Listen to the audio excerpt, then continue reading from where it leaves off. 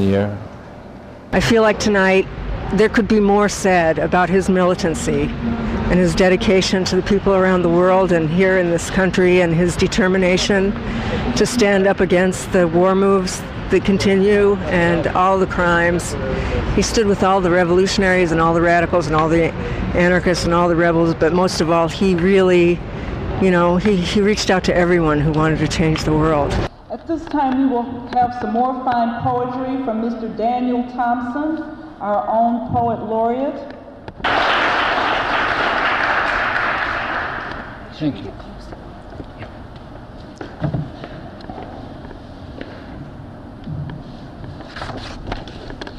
In the spring of '96, when they had the Great Day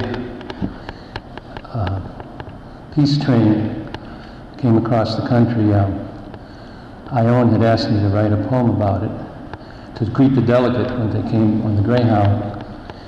And she saw me at the Hester Street Fair, and I'd completely forgotten about it. And it was that following Wednesday. So I locked myself up in the house for a few days and thought about all the references to trains that I knew. And I was still writing the poem that Wednesday when we greeted the delegate down at the Greyhound station. And I suddenly looked at my poem, and I realized, this is for the Women Speak Out, for the International League of Women, and there wasn't one woman in the poem, because trains don't usually associate women. So, but I happened to see Greg from Akron, and I remembered I'd been in Seneca Falls, I think it was, and read about Sojourner Truth had made her famous Ain't I a Woman speech in Akron, so I quick put her in the poem. And I was thinking of Harriet Tubman, but I didn't know how to work her in the poem at the time. But now, when I go to events, I can always, when women are involved, I can always put a woman in the caboose of the poem and change it every time. So this is, so anyway, that day, Ione actually fainted on the sidewalk. And I ran in and had to get a chair out of the executive office of the Greyhound, just walked in, picked it up, put it on the sidewalk. And then later when she left, she was in a car leaving, and everyone said, now don't change that poem. That was good. But Ione said, you forgot the A train.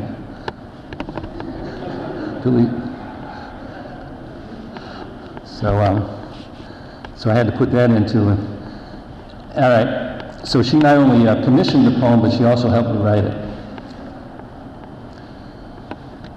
Train, you've driven your golden spike into the dark night of my soul.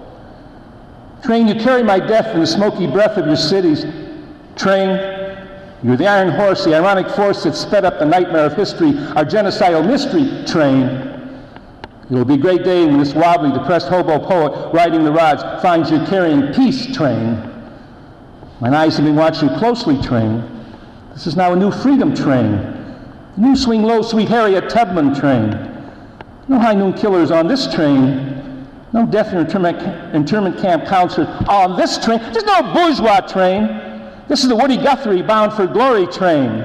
This is the Leadbelly train, the A train, the A. Philip Randolph Pullman Porter train, the John Colt train, the Ain't I a Woman Sojourner Truth train.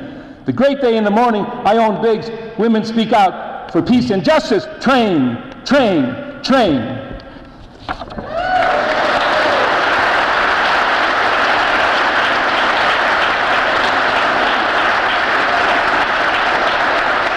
What kind of legacy do you think Daniel left, in his life?